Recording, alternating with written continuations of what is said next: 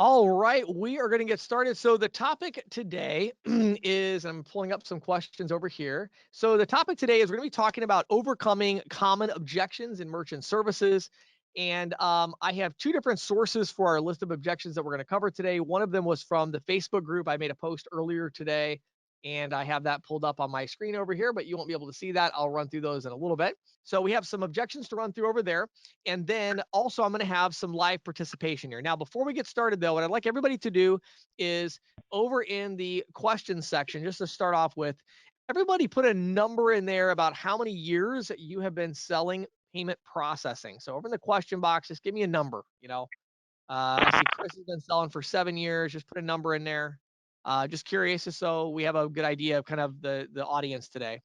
Wow, Cole, 2 weeks. Hey, welcome to the industry. That's exciting. Um, Okay. Tina, 20 years. Wow, that's great. 14, less than 1 for Mark. Welcome to the industry. Nathan, 5 months. Welcome to the industry. Um, great. Okay, so we got a good mix today, so that's really good. Um, I have one other question before we dive into the objections, and that question would be, and so take a second to think about it. You don't have to put it in there right now because I have other ones to start with, but I want everybody, we may ask for more in a minute, but I'd like everybody to put one and only one objection. Now, don't do it yet. Let me give you some ground rules here, okay? So I want everybody on here to put one and only one objection, or it could just be a friction point. So in other words, the question is, why aren't you closing deals? So if you think about, the last 50 merchants you talked to, and you think, I should have made these sales, but I didn't. So we're not looking for, if your main objection is, my cousin does it, I'll be glad to share some insight onto that, but you're not going to sell that very often, right? I'm talking about the ones where it's really common objections and it's things that are a legitimate barrier to you closing deals. And again, that might be an objection. It might be part of the process you're going through. It might be the way you're doing the technology, it doesn't matter what it is. So everybody take a minute to think about that and type out your number one. Only do one. We may go for seconds if we have enough time and say, hey, everybody put one more. But let's start with just one, and then we're going to work through those once we get done with the ones on Facebook. So I'd like to introduce our panelists. And so let's see, I'm going to unmute here. So Jaron, if you want to get your camera turned on, I know Tam has had a little bit of an issue with that. So Jaron, introduce yourself. Tell us who you are and what you do. All right. I'm Jaron Rice, founder and CEO of Magazine Payments, Maryland's highest rated merchant services provider. We are a registered ISO with Elevon. I have been selling credit card payments for next week will be 8 years since I started the company. And I also founded the African American Acquirers Association. And we are in the beginning stages of that, getting that up and running and getting some support from a few very big players in the industry. Awesome. And, love it. we specialize in large ticket card not present transactions, specifically for home improvement contractors and home services companies. Love it. Awesome. And Jaron, give us just a little flavor of, I know you branded your ISO, and then talk about kind of the last, what has it been, 6 months or something like that? How many deals have you written? Just give us some rough idea, not any exact numbers, but just a little context for people to understand kind of your current level of activity and as far as, personally selling merchant services. So we have our ISO registration was completed February 23rd, and we have 157 mids so far, and 90% of them are sold by me personally. Love it. Love it. Let's see here. We also have Jimmy Estrada, who was on last week, and Jimmy had a few technical things there, but I think he's on now. So let's see if we got him. Yeah, there we go. Awesome. All right. How you guys doing? Sorry about that. Good. No problem at all. So Jimmy, thanks so much for jumping on with us today. Jimmy introduced himself last week, and so we're going to skip over now. We have Tam as well, who has some issues with the camera today for some reason. We're just having some GoToWebinar just giving us issues today. But Tam, if you want to unmute your mic and just kind of there you go. So say hello, Tam, so everybody knows you're here. Hello, everybody. It's Tam Awesome. from Global Merchants. Pleasure to be here. Awesome. All right. So here's what we're going to do. And they already know I already emailed this out. But what we're going to do today is I'm going to start with the common objections. And I'm going to pick one of our panelists to answer the question of how would they avoid this objection? Then one of our other panelists to answer the question of if you couldn't avoid it and you got it, what would you do about it? So, Jaron, let's start with you. Our first one today is a really common one, which is I'm in a contract, right? And so they're stuck in a contract. How do you approach that in terms of either eliminating or avoiding that objection or dealing with it early? Talk about that objection and what you do with that. So this is a good one for me. For those of you that don't know, I wrote a piece of legislation that the governor of Maryland signed into law in 2019 that limits how much companies can charge for cancellation fees and liquidated damages. And so I will dive headfirst into that because I would ask them, well, what is your cancellation fee? And if they mention anything more than $500, I would explain to them how that's illegal and help them file a complaint against that company.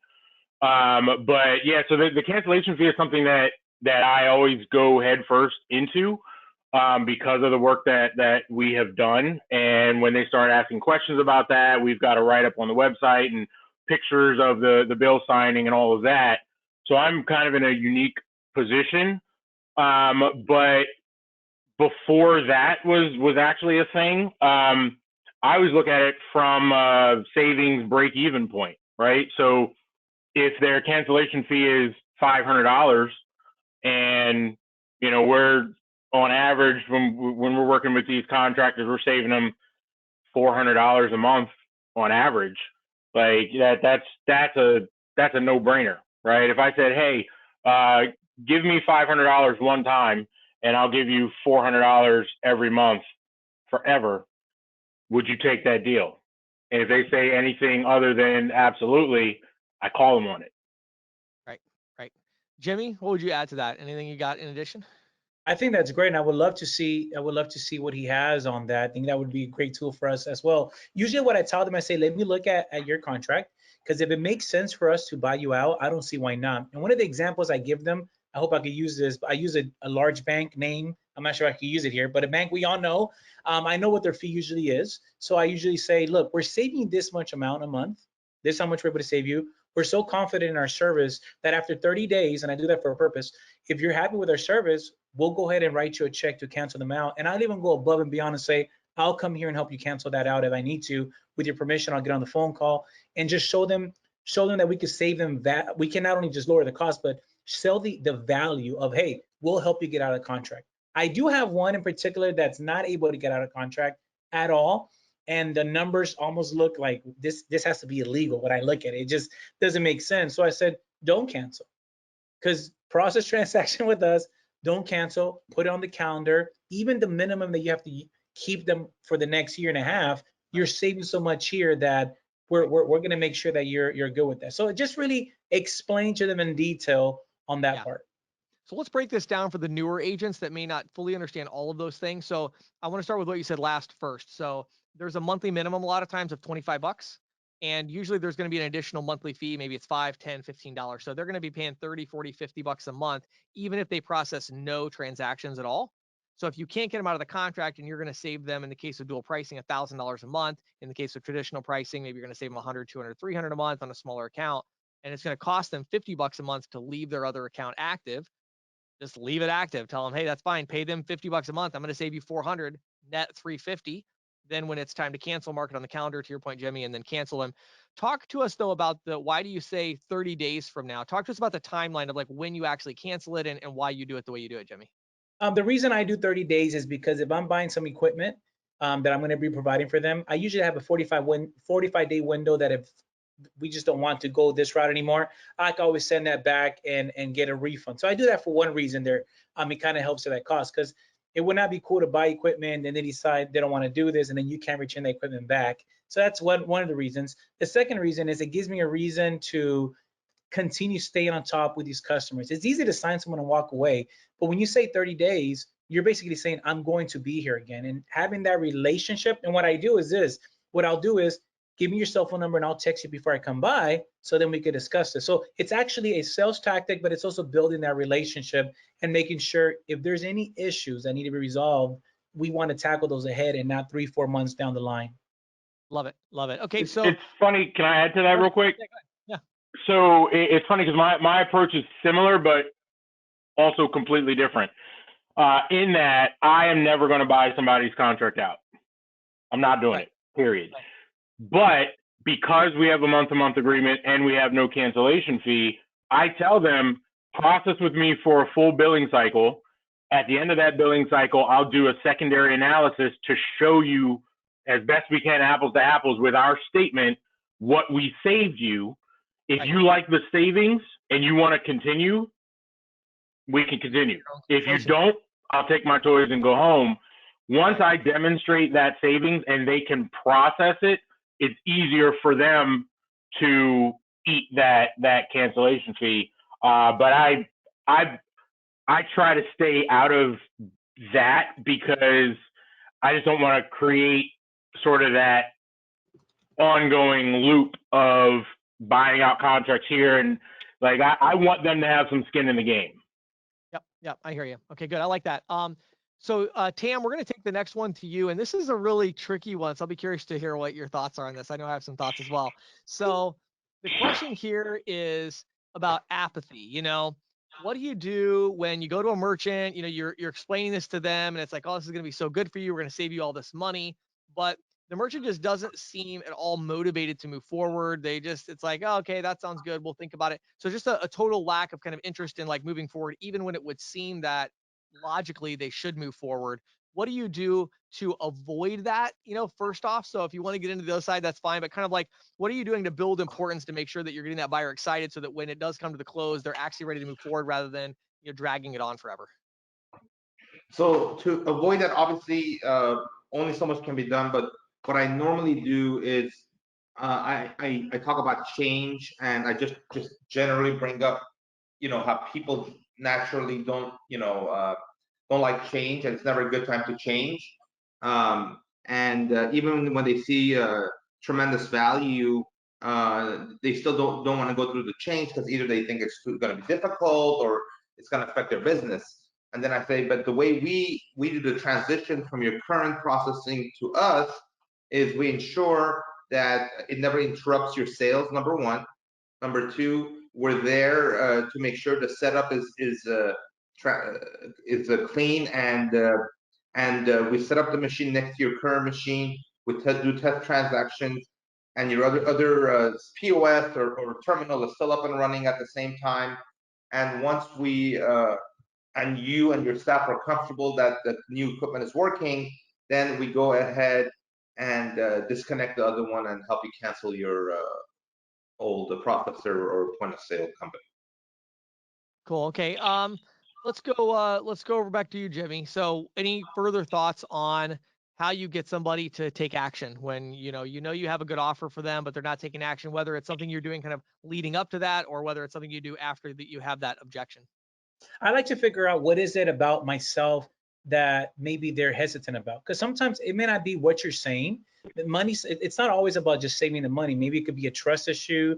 Do I know this guy? So it kind of goes back to your sales pitch, how you present yourself, which I know this call is not about that, but ask them questions. I think a lot of times I'm a talker. I talk too much, but I want to hear more of what they have to say.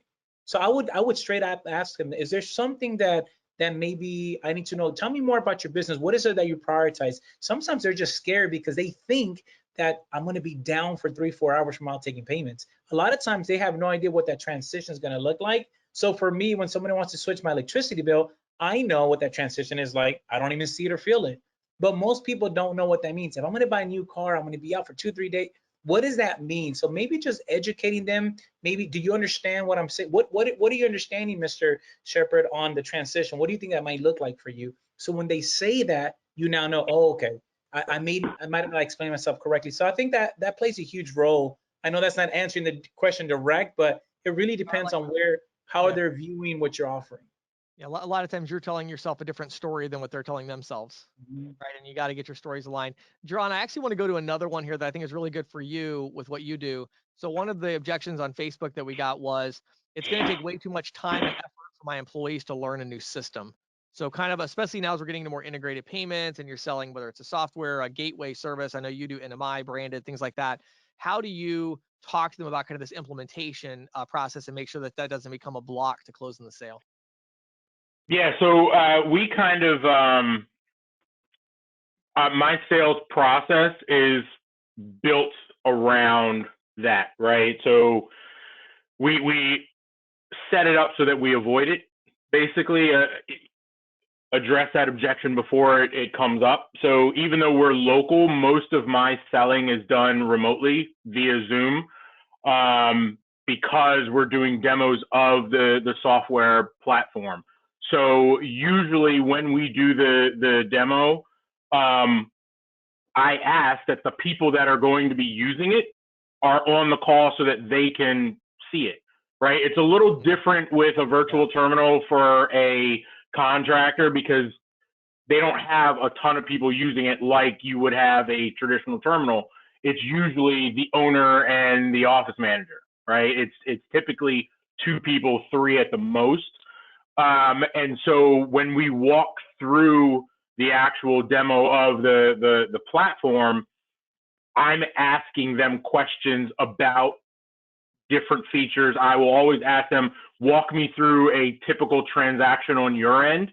And then depending on what they say, my presentation is customized around making that more efficient, right? So I run into a lot of contractors who, they're processing with their bank because they're afraid of those huge funding delays, and they're lessened on the bank side because all their depository money is there, but it's really expensive for them. A lot of them are buying or leasing terminals that are sitting on the office manager's desk, and they're keying them into a terminal. And you would be surprised how many large companies aren't even aware that a virtual terminal is a thing. So when I'm asking them about their process, and they say, well, we get, the contract in and the card number is listed on the contract, but we have it blocked so that the carbon copies don't show the card number. And then I key it in for the deposit, and then we keep it in this filing cabinet. And I'm sitting there like salivating because I know like you guys are wasting way too much time and effort and energy. So by the time we walk through the process and I show them how their sales guy can get the deposit on the card reader in the house, and then they can tokenize it and save it for the final balance, right, and email receipts, it's rare that I run into an objection like that about ease of use, because NMI, anybody that's used NMI knows it is ridiculously intuitive and user friendly. And so after looking at it for 5 or 10 minutes, they usually are comfortable that, knowing that they can do it themselves. Tam, I want to go to you on this one just because I know Jimmy also does a lot of the card not present stuff as well. And Tam, when you're talking about, in person, you're selling, I don't know, like, let me ask you that, Tam, like, first of all, what solutions are you selling? Are you doing tablet POS, traditional terminals? And then how are you overcoming this objection or blockage of, giving them a new system and any kind of resistance that they would have to that? Sure. New technology can always be scary, especially with the more old school merchants. Definitely. So I agree with some of the stuff that was said as far as looking for whether it's costing them more money, and then using that as a motivator to overcome the change of the new technology. So as far as what I sell, honestly, we do both verticals when it comes to retail restaurants and B2B, and we kind of mastered both, which is cool in our office.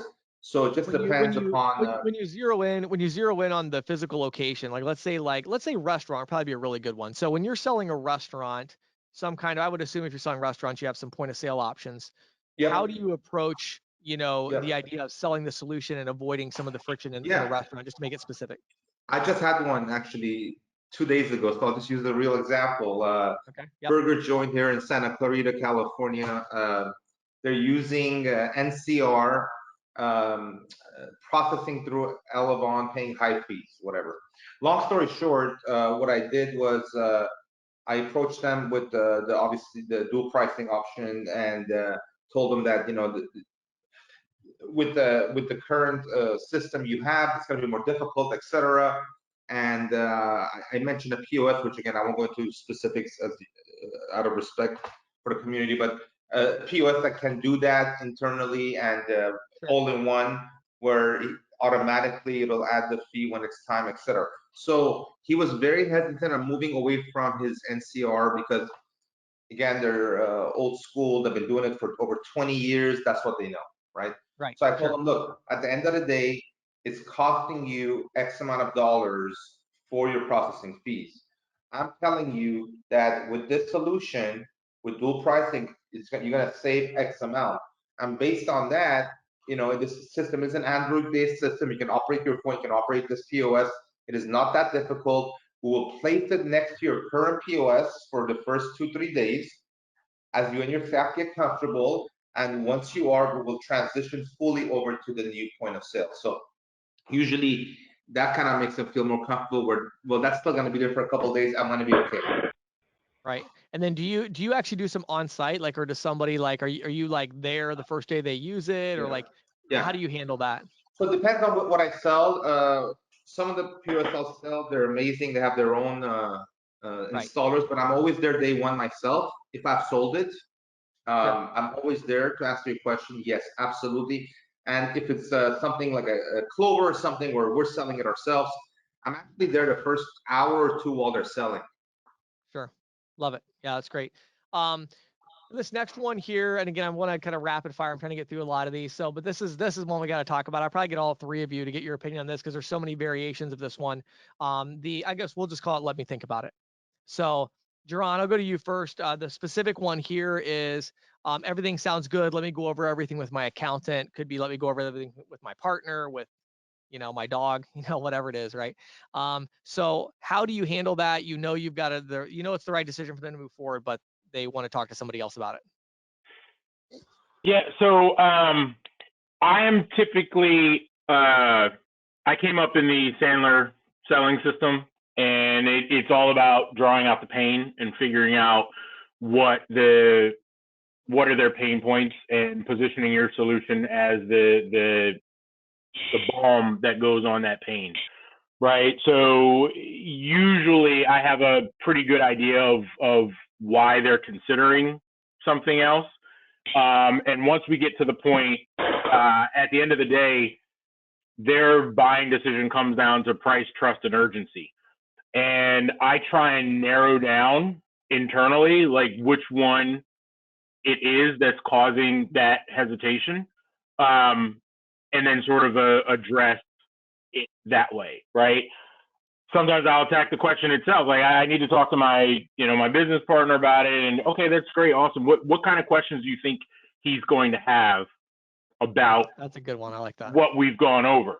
Yeah. Right. And a lot of times that is, it's a stall, right? I mean, obviously there are people like especially with some of the big play. I'm working with, my former employer right now, and it's a very, very large remodeling company that does probably 20 million a year.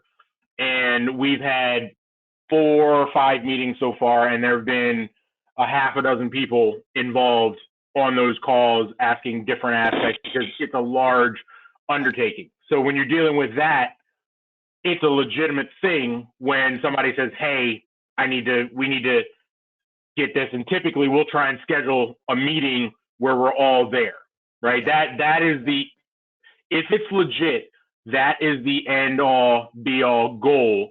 And I'll ask them, have you ever played the game telephone? Yeah, you whisper something, and by the time you get here, because what we do is very, very technical, I don't want to put the onus on you to explain what I explain to you to them, right? You're good at building roofs, you're good at doing this, you do that for a living. This is what I do for a living. I couldn't do your job, you can't do my job. right? So let's figure out a time where they're available so that I can address their concerns directly, and hopefully nothing gets lost in translation. If it's legitimate, we'll schedule something. If what they said is a stall, it'll come out, and then we'll just address that. Yeah. I love that. You know, one of the things I really like about this too is one of my core beliefs in sales is I refuse to go down roads I don't want to go down. You know, and that's kind of what you just said, right? So like, you know, when they're like, well, no, I think it'd be easier actually if you just told me and then I told them, and I say, yeah, that's just I don't think that's really fair to you, and it's definitely not fair to me, so I don't do that. And then I just stop talking. You Yeah. know, and usually they say, well, let me see what I can do and we'll set something up. Yeah. No, I'm not going to do that. That's something I don't do. I don't have conversations unless I'm talking to all the people involved. You know what I mean? So, Jimmy, what do you want to add to that? And again, feel free to go broader with just the idea of, you know, hey, I want to think about it, whether it's a stall tactic or not. I mean, but I think specifically if it's a stall tactic, you know, what do you do in those cases? Well, two things. I'm married now, but if I were single and ask a girl for her number, she says, "Let me think about it," it means no. But in business, I understand when they say, "Let me think about it." One thing I would say is the following: let them feel comfortable. Yes, we're in sales, but let them know and say, "No problem." You know, I completely understand. Um, However, I think it's always good. So once they feel like, okay, cool, he's not really pushing me. I would just say, "Hey, out of curiosity, Mr. Shepard, is it the price that's making you think about it, or what is it about what I presented that you're thinking about?" Because two things have happened: they didn't hear you, or maybe you said something that they're like, "I don't know if I could afford this." Maybe Right. maybe they heard you say the terminal looks great, man. I can only imagine. So whatever it is, now you put their guards down. It's okay to say, "Let me think about it." But before I leave, just so I know, what is it that you really want to think about, and then add: is it the pricing, or is it? I think if you Yeah. give them not a yes or no question, if you give them a question where they have to answer, you can now say, okay, they really heard what I said, or they're just not interested. So I Yeah. think, sometimes, and let me think about it, could just be I wasn't listening, I'm too busy, or maybe once again they don't understand. But I like what Mr. Rice said. A lot of these times, like he said on the training part, we're kind of hopefully answering all those questions beforehand. And I'm very, very strong on, instead of presenting yourself, let them present who they are, because it's going to give you a better understanding. Say, okay, boom, virtual terminal, boom, they don't need a Clover, whatever the case may be. This is what they need. You really hopefully have equipped yourself to say, let me put something together while they're talking, right? So then now you could help them understand more what you're saying. Yeah, I love that. You know, one of the things I really like about what you said is I call them buffer statements, but you know, it's that idea of disarming them. One of my favorite statements, I'll tell you two lines that I just love so much. I use them today all the time with this. Now I'm selling companies for 20, 30,000 a month for random, you know, software consulting type stuff. And, you know, one thing I like to tell people is they'll say, well, we need to really consider this, or, you know, whatever it is, right? It's the same thing. Doesn't matter how big the sale is. The objections are the same. Now I always say this. I say, well, let me just back up for 1 second and make sure I'm not coming across wrong. Let me be really clear. I do not want to work with you unless this is a great fit for me, but also a great fit for you. So don't Mm-hmm. feel bad at all about letting me know if there's something about this that doesn't seem like the right fit. In your mind right now, are you thinking that this is a good fit? And if not, what are the areas of concern? Beautiful. When you say that, when you give them permission to say no, it just totally disarms them. And then they go, well, to be honest with you, we were thinking the investment was going to be less. Or they'll say, well, to be honest with you, you know what I mean? And so Love you can, that. I love it. the other, my other really favorite one I love doing with smaller merchants. I was just out selling and recently local merchants. I hadn't done it in a little while. And I remembered this line that a really good friend of mine, one of the best salespeople I ever worked with in a different industry though. What he would always say is a short line when people would say, you know, I need to think about it. He would say, what do you think about it? And just kind of smile. This short little line, and it always gets them. I'm telling you, every time I've done that with a small merchant, they always give me the information I want, always. So they'll be like, well, you know, I'm not sure yet. I really need to think about it. And I'll just say, what do you think about it? And I'll just smile and then nod my head. And they'll say, well, yeah, you know, really, here's the thing. And then they tell me. So that's the key, right? You got to get the information. Tam, I know we've talked about this a lot. I mean, any other words of wisdom here or insights that you have that maybe we didn't discuss? Just real quick, I agree with Jimmy. I completely understand what you want to think about, and what we do is we use something in our team called feel, felt, found. I know you feel Yes. many merchants felt the same way, but we found that boom. So we do the feel, felt, found approach, Yep. and just try to get to the point. Yeah. That's awesome. By the way, somebody's telling me that statement I just did about the what do you think about it came from Jordan Belfort. I didn't know that. So that's pretty cool, actually. So all right, let's go to another one here. So I'm going to go back to you, Jerron, because I think you probably would deal with this one a good bit. What about the bank? You know, you mentioned it already. I have a relationship with the bank. I don't want to ruin it. How do you deal with that one?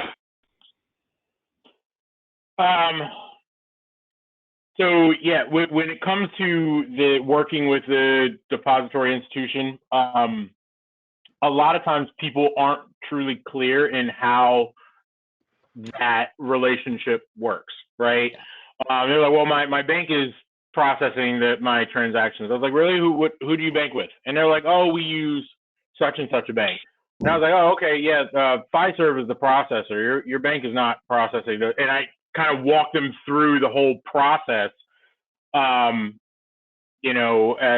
kind of ease their mind, because sometimes they think that the bank is actually doing the processing. The other thing that I bring up as sort of a cautionary tale is, like, if you're working with a big bank, like, I don't know if I should list them, but if you're working with a big bank, right, you can find yourself in a situation where a chargeback or a funding delay results in your depository accounts being frozen, right? And that is a nightmare. And so if you even just give them a hint that that is a possibility, and I've seen it happen, right?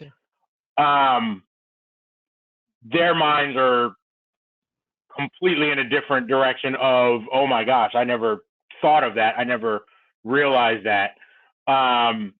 So that's something that you can bring up. And then they also, I say all the time, I was like, banks typically are not competitive because they don't have to be, right? You have your deposit accounts there.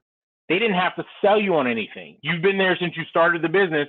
And while you were excited about starting your new business and signing all the paperwork to get your depository accounts done, the rep asked you, oh, do you plan on accepting credit cards? And you're like, yeah, I am. And they're like, okay, sign here.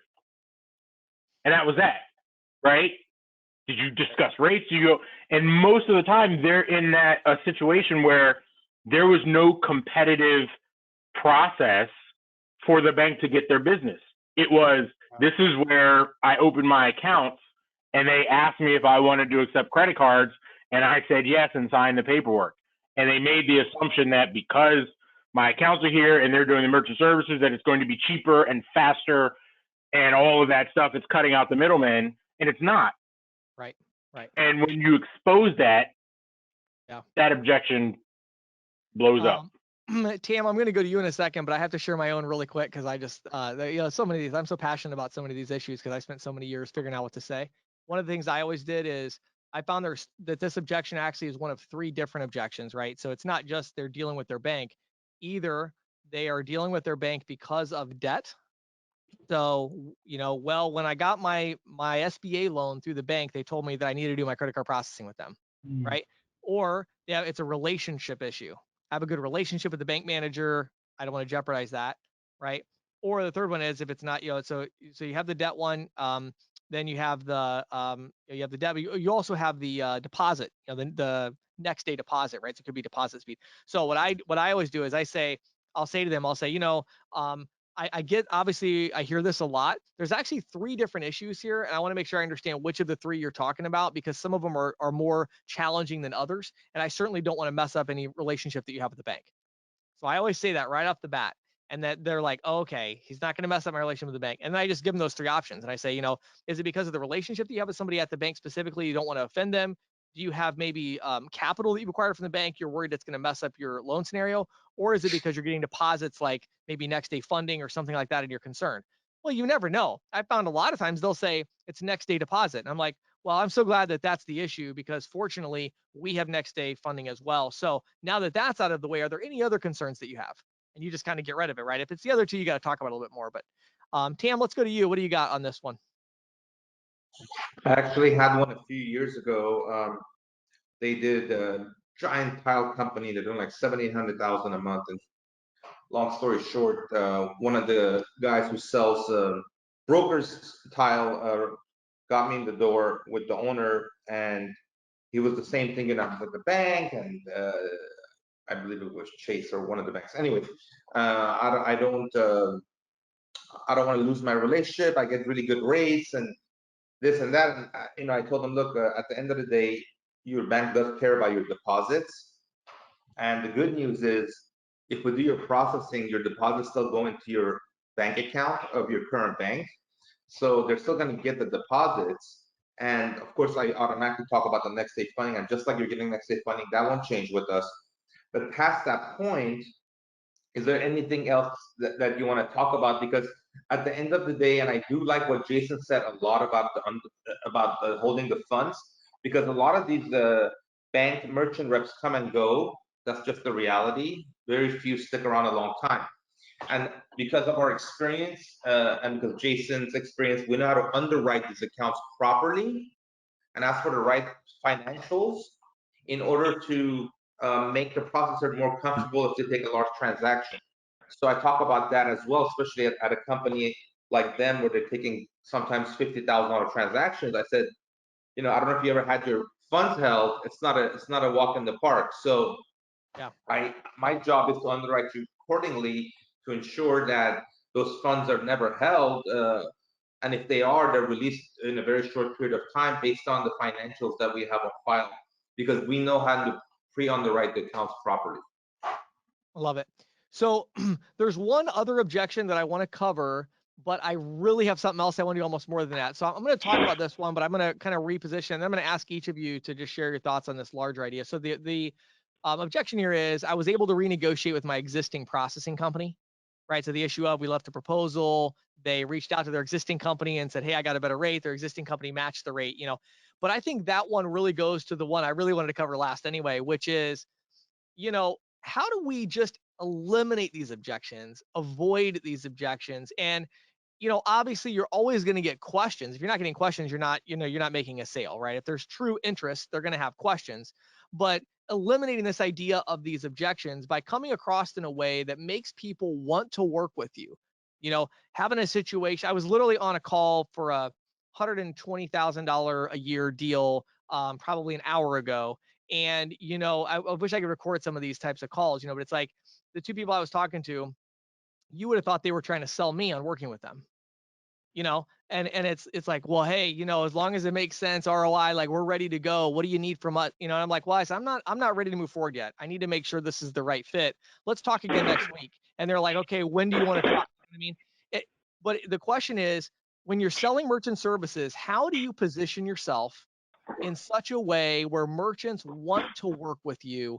And as a result, you just don't get very many objections, because I know you guys are not getting, it's almost like a struggle sometimes to have these events about how to overcome objections, because the truth of the matter is, when I go out and sell, I don't get very many objections. I get a lot of questions, but people are like, good night, I can't believe this guy's in my business. I want to talk to this guy. I want to work with this guy. And I know you're having the same experience. So Jaron, let's start with you. We're going to have to go pretty quick because we only got 4 minutes. So we each got like a minute. So tell us how you generate respect here, Jaron. So my biggest thing with that is going through the statements and interchange, because it's very confusing. Most people that have been selling merchant services don't understand statement, right? And again, I love ISOAMP, and it's a great product and it's a great tool. But being able to explain that, you still got to the merchant in detail. Part of our presentation when we review the proposal is I show them their statement that they provided so I can put the analysis together. And then I will show them a redacted statement from a client in their industry and show how much detail we show, because we only do interchange plus. And then I'll walk them through the interchange table and show them how they've got padded interchange. So when I go through that process and show them that I know what I'm doing, then it gets to the point where they recognize this guy is going to take care of us, right? And so my biggest, like you said, I don't deal with objections often. And typically at the end of that process, like, I'll explain everything and, let them know what the process is, and then I will shut up And typically their response is, so what's the next step? Right? Like that's literally, so what do we have to do? What's the next step? How soon can we get up and running? That sort of thing, where they are asking to do business with us, and I'm not asking them for the business, but showing them that level of competence is something that 99.9% of them have never seen before from someone in our industry. I like that. Jimmy, let's go to you, and maybe even talking, Jimmy, about even earlier in the process, like, within that first 30 seconds or a minute, how do you get them to, and I know we kind of talked about it more last time, but it's kind of like, in that initial part of the conversation, how are you establishing yourself as, this is somebody that I want to figure out if there's a way I can work with them, versus this is somebody I want to figure out how I can avoid working with them? Yeah, the first thing I want to say, what Jerron said is he hit it on the nail. A lot of times when you're selling to people, look at it a way of educating people. Let's leave feeling, hey, educate them, because most of the people that I leave with, they could almost be agents if they wanted to, even if it's 1 minute you're giving them with me, because they're understanding processing like no one's understanding it before. So breaking down a statement, even if you don't go line per line, but just explain to them interchange, who Visa is, who are they really. When you explain those things that you could explain in a 2-3 minute window, it just, it changes everything. So I think when you educate, there's a value to that.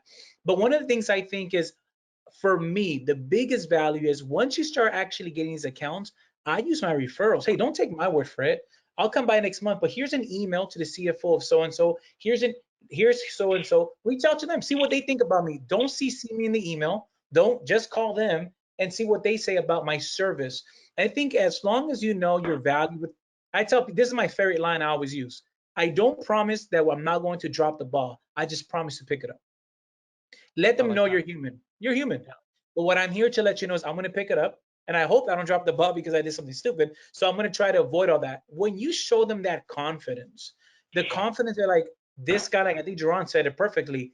I want to work with this guy because he's really going to take care of me. I'm going to work with this girl because she's really going to take care of me. And they taught me something. That's value. That's money. I think that's very important. I love it. I love it. Tam, what are your thoughts on this one? Okay, just to keep it brief. So I agree with the confidence part and how you present yourself originally. Further, and I think that this has been said, if I'm going, for example, after a tile company, for example, in a certain area, and we already have a client that we work with, I just quickly tell them, look, I happen to be in the area just visiting so and so at the so and so tile company, and I saw your business. I wanted to stop by and introduce myself. They ended up working with us, and they're very happy. And we're trying to find qualified merchants that we can work with. So I'm just kind of here to have a conversation with you and see what we can do. So. Yep. I love it. I love it. I think one of the things about it that I think for you guys, I don't know about you, but for me, the hardest thing to train is confidence. I don't know, maybe it's impossible. I don't know. But, when you walk into a business, the idea that you are there to help them, you're there to educate them. I love that idea. And the idea that you just know, like, I don't know, I know we're going a little over time here, but I mean, when you walk into a business, you should know without any shadow of a doubt that if that business owner takes the time to get to know you, their business is going to be better because they did that. And if they don't take the time to get to know you, that's legitimately, like, you authentically know that is going to be negative for them. That is a missed opportunity because you're just that awesome. You're that well connected. You're that knowledgeable. You're that passionate about what you do. I tell people all the time, like, one of my lines I used to use all the time, I go in and I'd say, I have this fantastic job. I said, I'm in credit card. I used to say this, I wouldn't say it anymore because it has a negative, but I would say, I'm in credit card processing sales. And I know you hear from people all the time, about that. But what's cool about it is what I do is I actually give people free trips to Disney World for their family. And they'll be like, what? And I say, yeah, I said, my average client last year saved $3,000. And that's about the amount it takes, at that time, that's about the amount it takes for them and their spouse and maybe their kid to, hey, let's head to Disney World. And so I'm able to save you money, but it's that idea of, I know me going into a business, like, they're going to save a ton of money. They're going to have a huge amount of value because they know who I am and because I'm willing to work with them. And that may sound arrogant, but if you don't believe that, like, down deep inside of you, you're really going to struggle talking to business owners if you really think like down deep, like, yeah, they're probably wasting their time talking to me, but I might be able to get some commission out of this. You suck. Like, please get out of the industry, like take the time to know what you're talking about and get good at this. Last thing I'll say real quick and then we'll wrap it up. First of all, thank you so much to our panelists today. What we did not cover is all the objections relating to cash discounting, surcharging, all of that. There were so many of those that I decided we'll do a different panel discussion about just that one concept, because there were so many questions I knew we would never get through them all. So hopefully this was a help to everybody. Thank you again to our panelists. Next week, same time, 4:15, talking about presentation stage. And so I know, I think Jerron, Jimmy, and Tam, I think are all gonna be back next week. I'll email you, we'll coordinate. But we're gonna have a couple of other people next week as well. And so we're gonna talk about the presentation stage. So you got the contact, you overcame the objections, they're now interested, and you're going to present to them what you're going to do. We touched on it already today a little bit, but we're going to talk a little bit more about that next week. So thank you again to our panelists. Come back and join us next week, 4:15 Eastern on Friday, and we'll talk some more. Y'all have a good weekend. Thank you. Thank you, Sure, sir. thank you.